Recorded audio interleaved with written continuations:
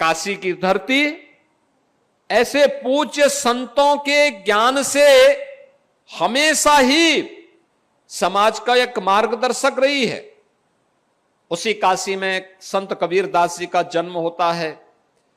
उसी काशी में सदगुरु रविदास जी महाराज का उनका प्रकट का स्थली भी वही काशी है। वही काशी है जिसमें अनेक ऐसे पूज्य संतों ने अपनी साधना से प्राप्त सिद्धि के माध्यम से लोक कल्याण का मार्ग प्रशस्त किया। और देश के अंदर भी संत कबीर की इस परंपरा में अनेक ऐसे संत आज भी देश और दुनिया के अंदर लगातार उनकी वाणियों के माध्यम से समाज का मार्गदर्शन कर रहे हैं। याद करना, जातीयता पर भी प्रहार किया था संत कबीरदास जी ने, और उस समय भी उन्होंने बहुत कुछ किया था। उनके पूज्य गुरुदेव जगत गुरु रामानंदाचार्य ने उस समय उन्होंने इस बारे में कहा था,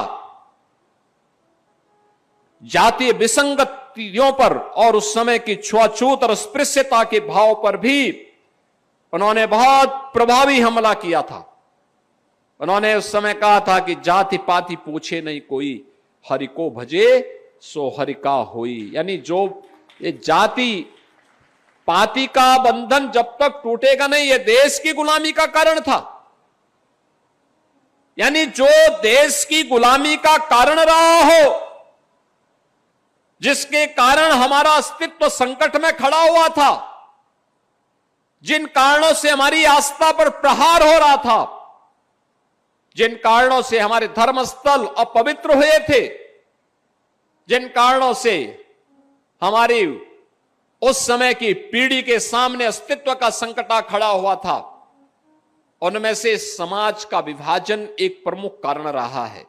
समाज का विभाजन जाति के नाम पर, छुआछूत और अस्पृश्यता के नाम पर, तमाम प्रकार के जो विभाजन थे, इस विभाजन से उभारने के लिए